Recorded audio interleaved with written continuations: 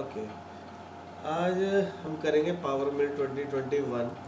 इसमें कई चीज़ें देखेंगे कि एनसी फाइल कैसे क्रिएट करते हैं, पोस्ट प्रोसेसर कैसे चेंज करते हैं, इसमें 2D कर प्रोफाइल का प्रोग्राम कैसे बनाएंगे, 3D प्रोफाइल का कैसे बनाएंगे, ब्लॉक कैसे लेंगे, टूल कैसे लेंगे, टूल पाथ कैसे क्रिएट करेंगे, 2D कर प्रोफाइल, 2D एरिया क्लियरेंस जो मेन बेसिक टूल पाथ है वो कैसे क्रिएट करने हैं, वर्क प्लेन कैसे क्रिएट करना है, पैटर्न कैसे क्रिएट करना है, एनसी फाइल कैसे क्रिएट करनी है, इंडिविजुअल एनसी फाइल क्रिएट कैसे करनी है, और मोस्ट इम्पॉर्टेंट 3-4 टूल पाथ अगर मैंने बना लिए तो उन सब की अगर मुझे फाइल एक सिंगल फाइल क्रिएट करनी है तो वो कैसे करेंगे। तो स्टेप बाय स्टेप देखेंगे तो बहुत इजीली समझ में आ जाएगा।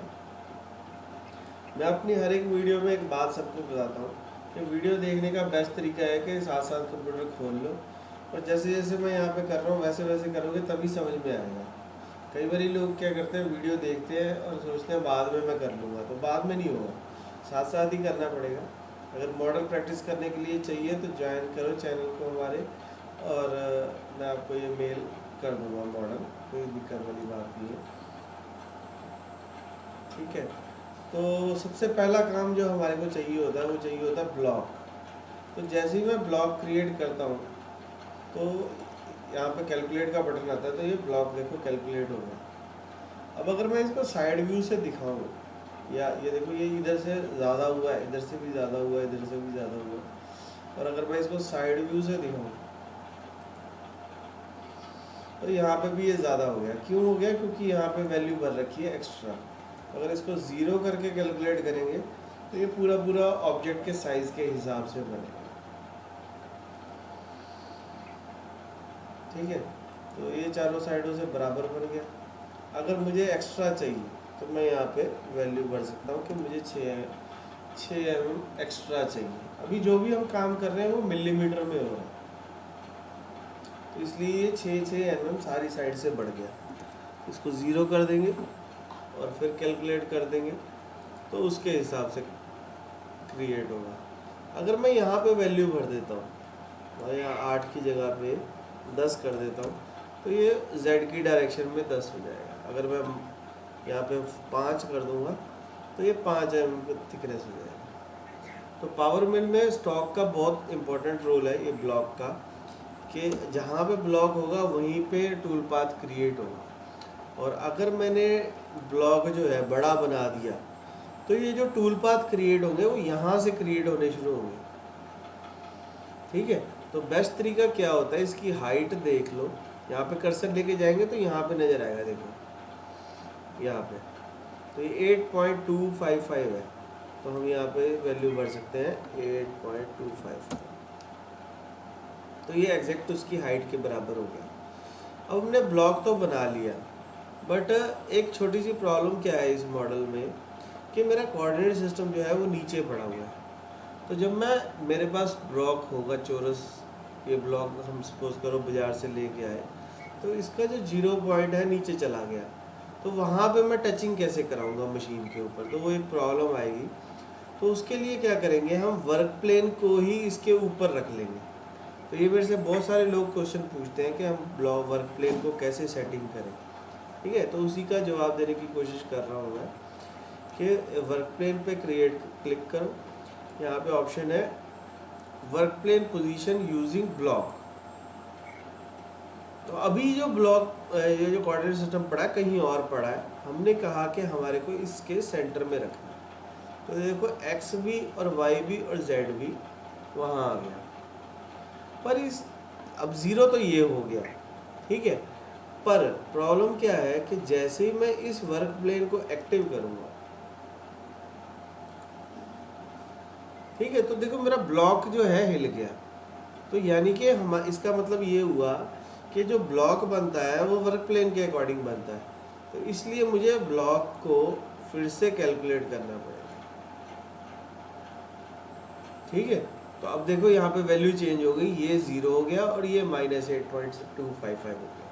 यानी जो अब ये जो कोऑर्डिनेट सिस्टम पड़ा है ये इस सर्कल के सेंटर पे ना होके बिल्कुल ब्लॉक के कॉर्नर पे पड़ा है।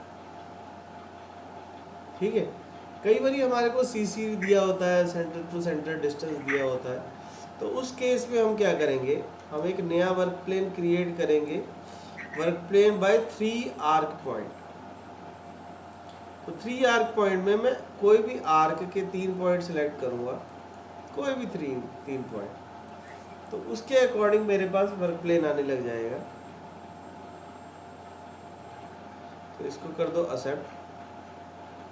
अब ये एक्सिस पूछ रहा है कि z मेरा ऊपर होना चाहिए या नीचे होना चाहिए, तो जो एक्सिस मैं सेलेक्ट कर लूँगा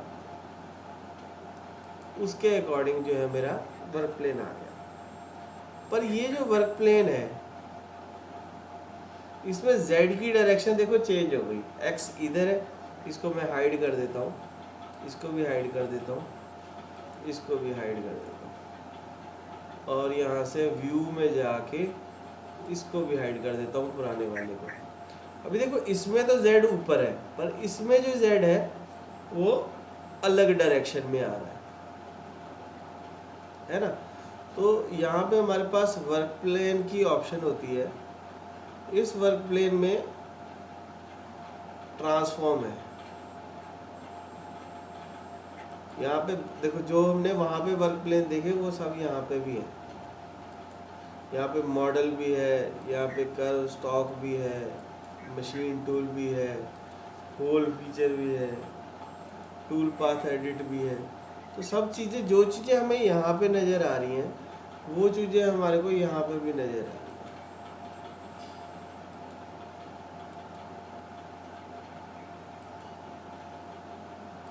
ठीक है, तो व्यू में भी है, यहाँ पे एडेप्टिव में भी है। तो मैं क्या करूँगा, इस वर्क प्लेन को 2 नंबर को वर्क प्लेन एडिटर में चला जाऊँगा, क्योंकि मुझे उसकी z की डायरेक्शन ठीक करनी है। तो यहाँ पे एक ऑप्शन आती है स्वैप एक्सिस। तो स्वैप एक्सिस का मतलब ये है कि मुझे एक्सिस चेंज करनी है। तो ये पूछ रहा है z कौन सी डायरेक्शन में चाहिए, मैंने कहा जी z मेरे को इधर चाहिए। x किस डायरेक्शन में चाहिए, मैंने कहा जी x मेरे को इधर चाहिए। तो देखो ये डायरेक्शन चेंज हो गई, इसको ओके कर देंगे तो ये मेरा वर्क प्लेन जो है सही हो गया। अब मैं ये 2 नंबर को एक्टिव कर सकता हूँ। तो यानी हमने 2 तरीके से वर्क प्लेन क्रिएट करना सीखा, एक तो ब्लॉक के अकॉर्डिंग, दूसरा हमने 3 पॉइंट आर्क के अकॉर्डिंग। ठीक है, तो जो वर्क प्लेन एक्टिव होगा उसके हिसाब से काम होना है। ठीक है, तो यानी कि जो ब्लॉक क्रिएट करना है या जो भी चीज़ क्रिएट करनी है वो वर्क प्लेन 2 के हिसाब से करेंगे, क्योंकि हमने 2 को एक्टिव कर रखा है। तो ब्लॉक पे क्लिक करो, कैलकुलेट करो और एक्सेप्ट करो। अभी दिख नहीं रहा तो कोई दिक्कत नहीं है, यहाँ से हम ऑन ऑफ कर सकते हैं। ये जो 1 नंबर वाला है इसका बल्ब अगर मैं बंद कर दूं तो वो मुझे दिखना बंद हो जाएगा। ठीक है, तो ये तो बात थी हमारे को ब्लॉक कैसे सेट करना है और वर्क प्लेन कैसे क्रिएट करना है अकॉर्डिंग टू वर्क 3 पॉइंट और अकॉर्डिंग टू हमारे को ब्लॉक। और तीसरी चीज़ जो हमने सीखी कि वर्क प्लेन एडिटर में जाके मैं स्वैप कर सकता हूँ। ठीक है, कोई भी डायरेक्शन में XYZ भी चेंज कर सकता हूँ, मैं रोटेट भी कर सकता था, पर मैंने कहा चलो स्वैप एक्सिस भी आनी चाहिए, ये काम की कमांड है, तो इसलिए हमने स्वैप एक्सिस किया। ठीक है, अब बात आती है कि हमारे को टूल पाथ क्रिएट करना है। तो बट टूल पाथ क्रिएट करने से पहले मैं चाहूँगा कि हम पहले टूल क्रिएट कर ले कि मुझे कौन से टूल से काम करना है। तो जैसे मैं एंड मिल लूँगा, वर्क प्लेन में मैंने लिया एंड मिल, तो ये देखो यहाँ पे हम वैल्यू भर देते हैं 10 mm। मैंने कहा जी मुझे 10 mm का एंड मिल चाहिए, तो ये बहुत बड़ा हो गया, इसको 6 कर देते हैं, तो 6 का आ जाएगा, 3 कर देंगे तो 3 का आ जाएगा। जितनी हम वैल्यू भर देंगे उसके अकॉर्डिंग टूल आने लग जाएंगे। ठीक है, अगर मुझे होल्डर भी साथ में चाहिए तो यहाँ पे होल्डर में जाओ, होल्डर का नाम दो और यहाँ से ऐड होल्डर कंपोनेंट, इस पर क्लिक कर दो, ये इसकी वैल्यूज आने लग गई। ओवर हैंगिंग कितना है, तो मैंने कहा जी ये कम से कम मुझे 30 mm ओवर हैंगिंग चाहिए। ठीक है, तो ये देखो ये ऊपर चला गया। तो कितनी लेंथ चाहिए, मैंने कहा जी मुझे ये भी 30 चाहिए। ठीक है। तो ये उसके अकॉर्डिंग हमारा जो टूल और टूल होल्डर दोनों चीज़ें क्रिएट हो जाएंगी। ठीक है। अगर मुझे किसी भी टूल पाथ को वेरीफाई करना है, पिछले ट्यूटोरियल में हमने किया था कि वेरीफाई कैसे करते हैं, तो किसी को भी वेरीफाई करना है तो होल्डर होना ज़रूरी है। सिर्फ टूल देने से या टिप देने से हमारा काम नहीं बनता, हमारे को होल्डर भी देना ज़रूरी है। और यहाँ पे अच्छा सा नाम देना भी ज़रूरी है ताकि ऑपरेटर को पता लगे कि मुझे कौन सा टूल यूज़ कर रहा हूँ मैं। और टूल नंबर भी देना जरूरी है। जब अभी तो कोई फ़र्क नहीं पड़ता क्योंकि हमारा 1-2 टूल पाथ है, जब 20-25 टूल पाथ होंगे तब हमारे को टूल नंबर भी इम्पॉर्टेंट होगा और फ्लूट लेंथ भी इम्पॉर्टेंट होगी। तो हमने टूल भी दे दिया, तो 3 चीज़ें हो गई हमारी, ब्लॉक हो गया, वर्क प्लेन हो गया, टूल हो गया। अब तीसरी चीज़ जो है वो है पैटर्न। तो मुझे एक पैटर्न भी क्रिएट करना है। पैटर्न क्यों क्रिएट करना है हमारे को? क्योंकि मैं एक टूल पाथ क्रिएट करना चाहता हूँ कर्व मशीनिंग में, 2D कर्व प्रोफाइल और 2D कर्व एरिया क्लियरेंस, इन दोनों के लिए मेरे पास कर्व होनी जरूरी है। ठीक है। तो उसको क्रिएट करने से पहले हम पहले ही पैटर्न बना लेते हैं। तो पैटर्न के ऊपर राइट क्लिक करो, क्रिएट पैटर्न। तो यहाँ पे देखो एक पैटर्न क्रिएट होगा। ठीक है। पैटर्न बनाने के भी बहुत सारे तरीके हैं। इसको तकरीबन हमारे को 1 घंटे की क्लास लगेगी अगर मुझे सारे पैटर्न समझने हैं। मेरा मकसद सिर्फ ये है कि एक बारी ओवरऑल आपको सारी कमांडों का पता लग जाऊँ ताकि हम पावर मिल से इंटरेक्ट कर सकें, हम पावर मिल से समझ सकें भी कौन सी चीज़ कहाँ होती है। एक मेरे को आइडिया आना चाहिए कि पावर मिल काम कैसे करता है। अगर पावर मिल काम कैसे करता है ये समझ में आ गया तो सभी टूल पाथ करने आसान हो जाएंगे। ठीक है। तो अगर वीडियो पसंद आ रही होगी तो लाइक ज़रूर करना, चैनल को भी सब्सक्राइब करना। सारे जो भी फ्रेंड सर्कल में पावर शेप सीखना चाहते हैं, पावर मिल सीखना चाहते हैं, इंडेक्स सीखना चाहते हैं या मास्टर कैम सीखना चाहते हैं या कोई भी और भी सॉफ्टवेयर सीखना चाहते हैं, तो सबके साथ वीडियो शेयर करनी है। जो भी कैड कैम से रिलेटेड लोग हैं सबके साथ शेयर करेंगे। तो अभी पैटर्न तो क्रिएट हो गया पर इसके अंदर कुछ नहीं है, तो हम क्या करेंगे, इसके ऊपर राइट क्लिक करके कर्व एडिटर में आ जाएंगे। कर्व एडिटर में आके मैं यहाँ से कॉम्पोजिट कर्व ले सकता हूँ। ठीक है। हम खुद से भी बना सकते हैं। कॉम्पोजिट कर्व का मतलब क्या होता है कि मेरे पास सॉलिड मॉडल है और मुझे उसकी प्रोफाइल बनानी है। एक प्रोफाइल ये यहाँ पे क्लिक किया। ठीक है। ये देखो यहाँ पे हमारे को ब्लिंक करके दिखा रहा है, तो मैं नेक्स्ट नेक्स्ट करता जाऊँगा तो जहाँ पे पिंक लाइन है वहाँ जाता जाएगा। और अगर मैं फास्ट फॉरवर्ड कर दूंगा तो वो स्टार्टिंग पॉइंट पे जाके मिल जाएगा क्लोज प्रोफाइल में। तो ये हमने तीनों एजेस जो है सेलेक्ट कर ली और पैटर्न क्रिएट कर दिया। ठीक है। अब ये एक ही पैटर्न के अंदर 3 कर्व हैं। ठीक है। तो इस बात को याद रखना है कि हमने एक ही पैटर्न के अंदर 3 कर्व बनाए हैं। पहले हम 2D कर्व प्रोफाइल बनाते हैं, फिर हम 2D एरिया क्लियरेंस चलाएंगे। ठीक है। तो पैटर्न में टूल पाथ में जाता हूँ मैं, 2D curve area profile. Okay. अब क्योंकि मैंने पैटर्न ऑलरेडी क्रिएट किया हुआ है तो मुझे 2D कर्व एरिया जब मैं लूँगा, कर्व प्रोफाइल लूँगा, तो मुझे पैटर्न बनाने की ज़रूरत नहीं है। यहाँ पे देखो ऑलरेडी अवेलेबल है। मैं ब्लॉक यहाँ पे भी बना सकता था, मैं वर्क प्लेन यहाँ पे भी बना सकता था और मैं टूल भी यहाँ पे भी दे सकता था। वो हमने वैसे ही दिए बाहर, कोई ज़रूरत नहीं है। वही सेम चीज़ें मैं यहाँ पे भी दे सकता था। तो कर्व प्रोफाइल में गया मैं और यहाँ से इंटरेक्टिव मॉडिफाई में देखेंगे कि हमारा टूल किस डायरेक्शन में चलेगा। ये देखो ये हमारा बाहर आ रहा है, तो इस पर क्लिक कर देंगे तो ये अंदर चला जाएगा, इस पर क्लिक कर देंगे तो ये भी अंदर आ जाएगा, इस पे क्लिक कर देंगे तो ये भी अंदर जाएगा। यानी आपने कर्व के अंदर वाली साइड टूल चलाना है या कर्व के बाहर वाली साइड चलाना है। तो वो हमने डिसाइड कर लिया कि हमें अंदर वाली साइड चलाना है। ओके करेंगे। ठीक है। इसके बारे में भी मैं डिटेल में समझाऊंगा किसी दिन कि हम स्टार्टिंग पॉइंट भी चेंज कर सकते हैं, बहुत चीज़ें इसमें भी कर सकते हैं। एक बार ये हमारा टूल चलने लग जाए, एक बार हमारे को एलसी फाइल क्रिएट करनी आ जाए, तो फिर हम इसके हर एक ऑप्शन की डिटेल में जा सकते हैं। तो हमने कर्व बना दी और इसको लिमिट भी दे देते हैं। लिमिट देने के लिए मैं यहाँ पे इसके नीचे क्लिक कर दूँगा, सबसे नीचे। तो ये देखो उसने वैल्यू ले ली और हमने इसको बोला कि जी कर्व में तुमने लोअर लिमिट तो दे दी, पर कट डिस्टेंस भी दे देते हैं कि लिमिट के अकॉर्डिंग चले और हर बार 1-1 mm का कट लगाए। ठीक है, ओके। मैं इसकी ज़्यादा डिटेल में नहीं जा रहा क्योंकि हम इसका ऑलरेडी टूल पाथ बना चुके हैं। डिस्क्रिप्शन में भी लिंक है, ऊपर आई बटन में भी जाएंगे तो वहाँ पे भी लिंक है। ये देखो टूल पाथ क्रिएट कर दिया। मैं थोड़ा सा इसको ऑटोमेटिक वेरिफिकेशन भी ऑन कर दूँ, यहाँ पे मॉडल गॉज चेक। ठीक है, तो इसको भी ऑन कर देते हैं। स्टॉक मुझे नहीं छोड़ना तो इसको मैं 0 कर देता हूँ। यहाँ पे भी देख लो कि स्टॉक तो नहीं छोड़ रखा कर्व थिकनेस के अंदर, तो ये भी 0 होना चाहिए। ठीक है, अगर मुझे इसकी हाइट, जैसे ये टूल ऐसे नहीं लग रहा बहुत ऊपर से जा रहा है, तो यहाँ पे ऑप्शन होती है रैपिड मूव।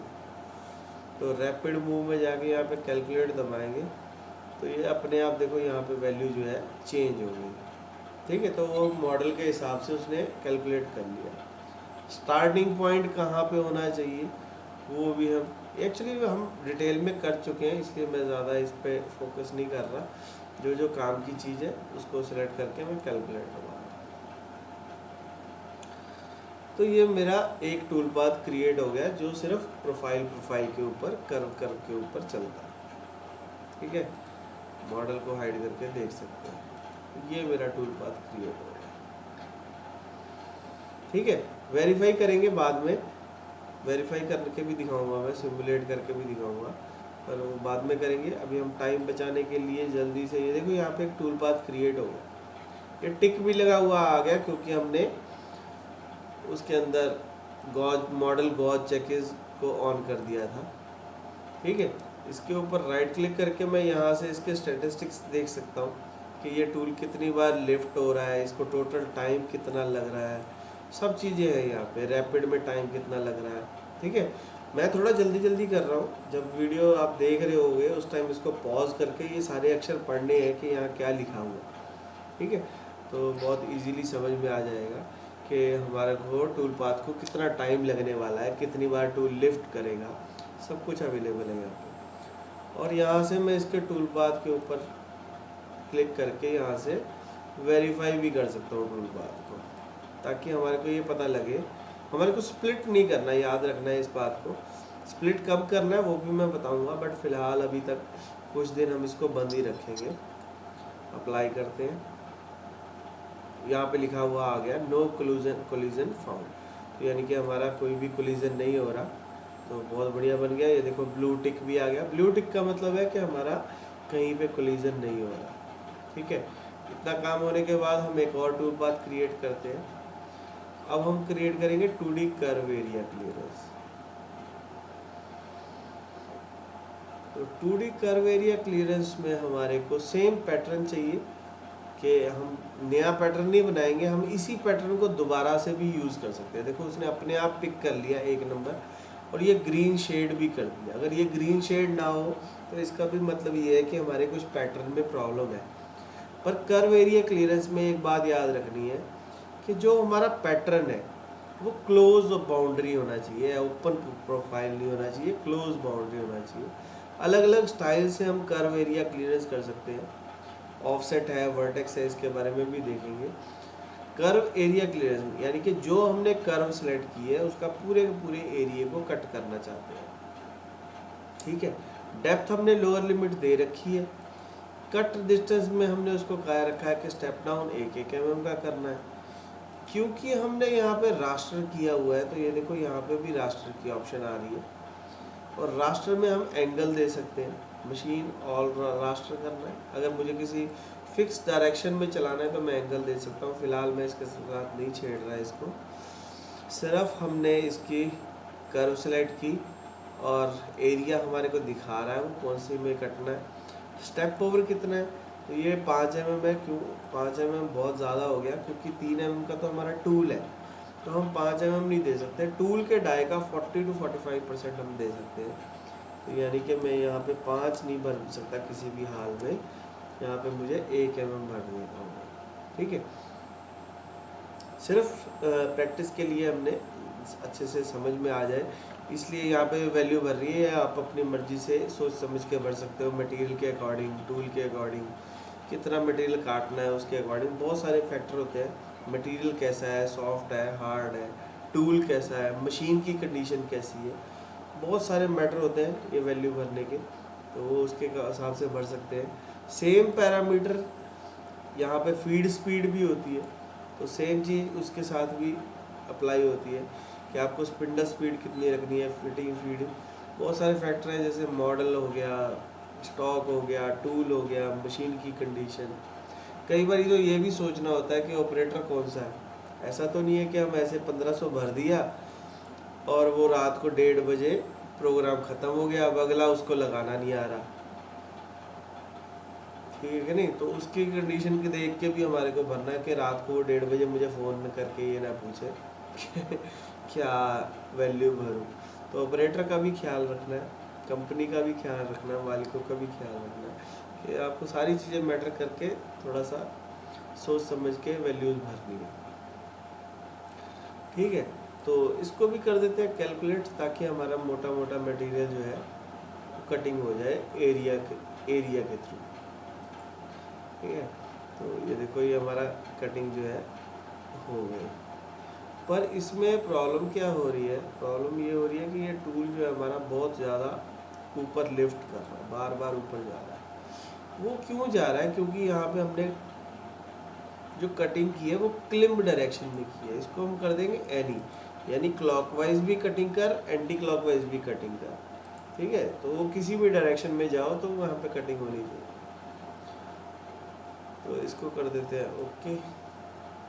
तो ये देखो अभी हमारी लिफ्ट जो है बहुत ज़्यादा कम हो गई, क्योंकि रास्टर में था तो इसलिए जिगजैग शेप में चला। अगर मैं यहाँ पे रास्टर की जगह ऑफसेट कर दूँ तो जैसी मेरी ये शेप बनी हुई है कर्व की, उसी के अकॉर्डिंग जो है मेरा मूव होएगा।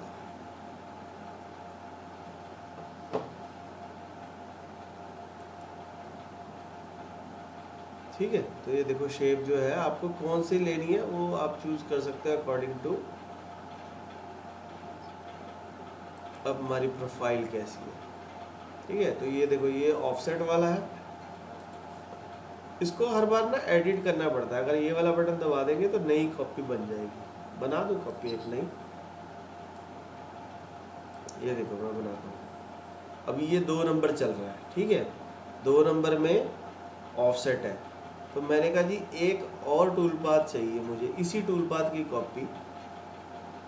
सारे पैरामीटर सेम है, मैं सिर्फ ऑफसेट की जगह पे रास्टर कर रहा हूँ और कैलकुलेट दबा रहा हूँ। तो आप ऐसे कंपैरिजन भी कर सकते हो, इन दोनों का हम वेरीफाई करके इसके स्टैटिस्टिक्स देख लेंगे तो पता लग जाएगा किस में टाइम कम लग रहा है, किस में ज़्यादा लग रहा है। दिखाऊंगा आपको, तो देखते हैं क्या फ़र्क पड़ता है। इसके ऊपर राइट क्लिक करो, वेरीफाई करो, नो सॉरी स्टैटिस्टिक्स में जाना है। तो ये देखो इसको टोटल टाइम कितना लग रहा है, इसका टोटल टाइम है 5 मिनट 21 सेकंड। ठीक है, ये था रास्टर वाला, और इसको टाइम कितना लग रहा है, इसको लग रहा है 4 मिनट 17 सेकंड। ये कौन सा है, ये हमारा है, जिसको एक्टिव कर देंगे ना वो यहाँ पे नज़र आएगा। तो इसको एक्टिव कर दो, तो ये हमारा है प्रोफाइल वाला। तो इससे देखो 1 मिनट का फ़र्क पड़ रहा है। अगर ये मुझे 1000 पीस बनाना हो तो बहुत सारा मैटर करेगा, टाइम, बहुत टाइम बच जाएगा हमारा। तो इसलिए ऐसे हम पैटर्न चेंज कर करके इसकी कॉपी बना बना के देख सकते हैं अभी कौन सा मेरा बेस्ट चल रहा है। तो हमने इसकी सेटिंग में गए,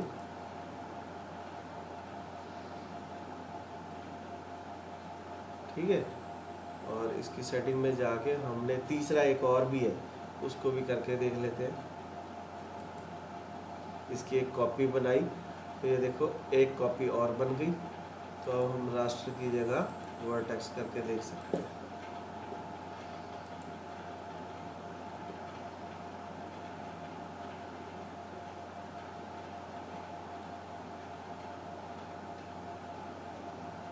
इस ये जो टूल पाथ है ना, ये वर्टेक्स वाला, ये जब बहुत हार्ड मटेरियल हो ना तब यूज़ करते हैं, क्योंकि इसमें हमारा जो टूल है, टूल की मूवमेंट है, ये बहुत ज़्यादा घूम घूम के चलता है। ठीक है, तो जब हार्ड मटेरियल हो तो हम इसको यूज़ कर सकते हैं। ठीक है, तो अब हमारे पास एक टूल पाथ ये हो गया, एक्टिव करते हैं। दूसरा ये हो गया,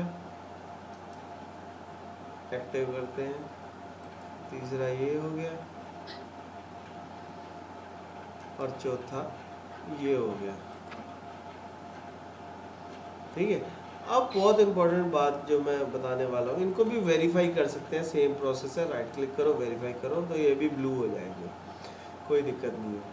तो अब बात है सबसे इम्पोर्टेंट, कि इसकी एनसी फाइल कैसे क्रिएट करनी है, इसको पोस्ट प्रोसेसर कैसे करना है।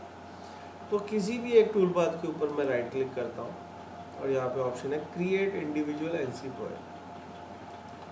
तो इससे फ़ायदा क्या होगा, एक एनसी फाइल बन जाएगी। एनसी फाइल का मतलब होता है न्यूमेरिक कंट्रोल फाइल। ठीक है, तो अगर मैं इसको डिस्प्ले ऑन करूं तो ये देखो, ये सियान कलर की होगी। अगर सियान कलर नज़र आ रहा है तो यानी कि ये हमारी पोस्ट प्रोसेसर की फाइल है। इसका शेड चेंज कर लेते हैं, दिख रहा है? ठीक है, तो अब हम इस फाइल को कर देंगे एक्टिव।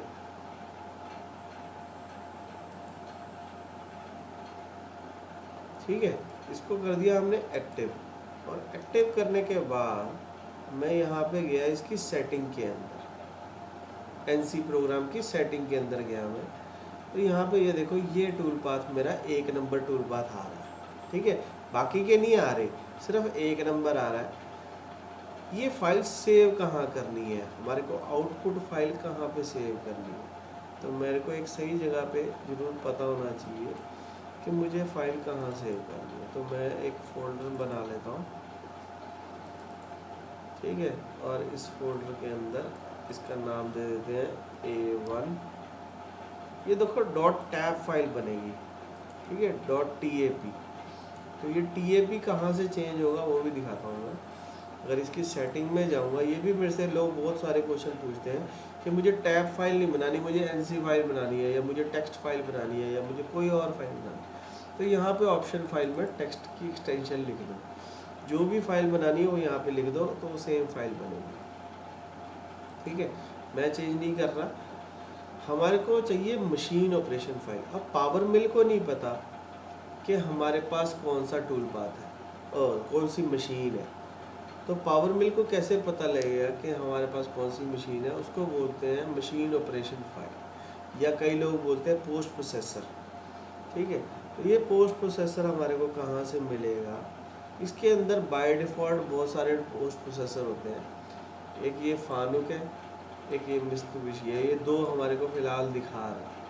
ठीक है, तो ये पाथ देखो ध्यान से क्या लिखा हुआ है यहाँ पे, C user public document Autodesk manufacturing post processor utility generic Mitsubishi. सबसे इम्पॉर्टेंट चीज़ है इसकी एक्सटेंशन। किसी भी टूल पाथ की एक्सटेंशन क्या होती है पोस्ट प्रोसेसर की, तो ये इसकी होती है PM पावर मिल OPTZ, आउटपुट पोस्ट प्रोसेसर।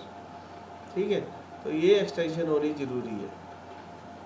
तो अगर फाइल का एक्सटेंशन कुछ और होगी तो वो पावर मिल में चलेगा नहीं। तो हम यहाँ से ब्राउज़ कर सकते हैं, यहाँ पे बहुत सारे हमारे को मिल जाएंगे पोस्ट प्रोसेसर। हमने देखा सी में हमारे को जाना है, यूज़र में जाना है हमारे को public document Autodesk post processor utility generic.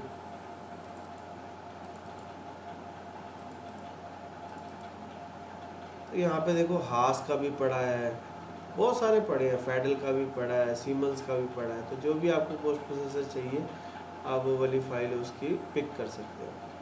ठीक है, अगर आपके पास और कोई मशीन है उसका पोस्ट प्रोसेसर चाहिए आपको, तो वो भी उठा के आप यहाँ पे डाल लो, तो आपको बार बार मेहनत नहीं करनी पड़ेगी। जैसे भाई अगर मैं सीमेंस का उठा लेता हूँ तो वो यहाँ पे आ जाएगा।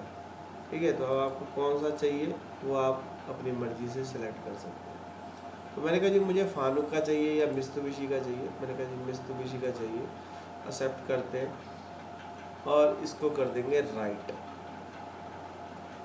तो ये तो तरीका था कि एक फाइल अगर मेरे पास एक टूल पाथ है उसका पोस्ट प्रोसेसर कैसे क्रिएट करना। अगर मेरे पास मल्टीपल टूल पाथ है, जैसे यहाँ पे हमने बना रखा है, ये देखो ये फाइल क्रिएट हो गई, अगर कोई भी दिक्कत होगी तो इसी कंडीशन में एरर आ जाएगा। अगर ये कंप्लीट यहाँ पे 100% कंप्लीट लिखा हुआ आ गया, दैट मीन्स हमारी फाइल क्रिएट हो गई है इस पाथ के ऊपर। इस पाथ को कर लो कॉपी और ओपन कर लो।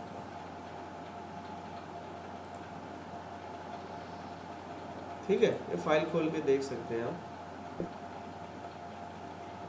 ये देखो यहाँ पे आ गए। इस फाइल को मैं ओपन विद कर लूँगा, ओपन फाइल लोकेशन में आ जाता हूँ पहले, ओपन फाइल, और इस फाइल को मैं ओपन कर लूँगा ओपन विद नोटपैड। नोटपैड में कर लो, वर्ड पैड में कर लो, जहाँ आपको अच्छा लगता है उसको ओपन कर सकते हैं। तो ये प्रोग्राम हमारा क्रिएट हो गया।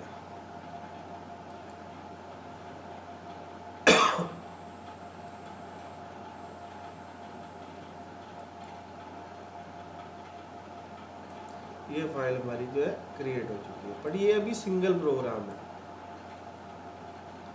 एक ही टूल पाथ का। इसमें टूल का डाया भी है, टूल का नाम भी है, सब कुछ है। ये देखो ये, ठीक है, एंड मिल है, क्या टूल यूज़ हो रहा है, सब कुछ लिखा हुआ है, कितना टाइम लगेगा, 1 मिनट 7 सेकंड लगेंगे इसको बनाने में, तो सारा कुछ आ रहा है लिखा हुआ है यहाँ पर। प्रोग्राम हमारा क्रिएट हो गया। अब अगर मुझे 2-3 टूल पाथ चाहिए, एक्सेप्ट कर देता हूँ इसको।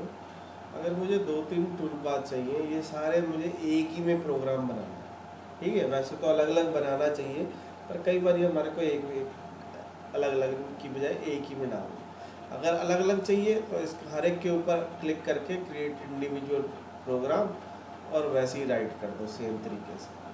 अगर मुझे इसके बीच में डालना, ठीक है, तो मैं क्या करूँगा, इस टूल पाथ के ऊपर सेकंड वाले पर क्लिक करके इसको एक्टिव कर लूँगा। सेकंड नंबर को मैंने एक्टिव कर लिया और इसको ऐड कर दूंगा एनसी प्रोग्राम।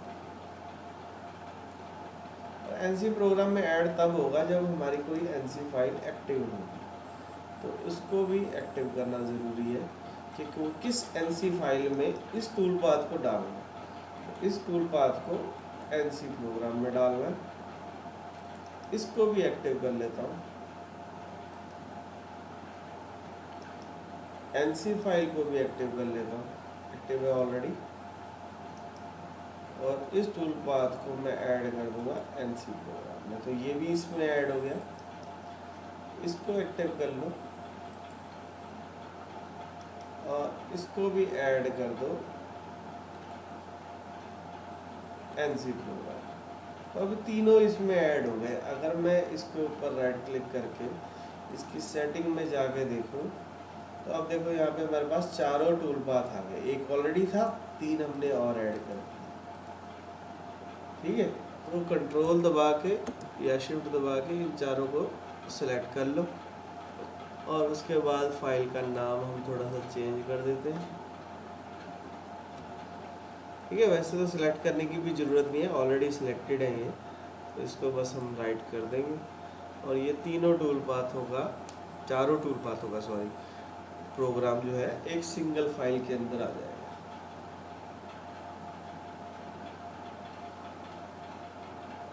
ठीक है, आगे आने वाली वीडियो में मैं पोस्ट प्रोसेसर को कैसे एडिट करना है वो भी सिखाऊंगा, ठीक है। तो ये हमारा प्रोग्राम जो है क्रिएट हो गया, इसको मैं ओपन कर सकता हूँ। लोकेशन मैंने वो चेंज नहीं की थी, इसलिए वो लोकेशन खुली हुई थी, तो उसी को ओपन कर लेंगे। ये मेरा प्रोग्राम जो है क्रिएट हो गया, ठीक है। तो टोटल टाइम इसमें आ रहा है, सब कुछ आ रहा है 23 मिनट 9 सेकंड है और सारे टूल पाथ इसमें नज़र आएंगे। जब पहला प्रोग्राम क्रिएट हो जाएगा तो नेक्स्ट प्रोग्राम आ जाएगा, ठीक है। तो पता कैसे लगेगा, जैसे ये देखो टूल नंबर आ रहा है या T1 आ रहा है ना, तो यहाँ पे कंट्रोल F करो और करो T2, फाइल नेक्स्ट, सिर्फ T ही कर लेते हैं सर्च।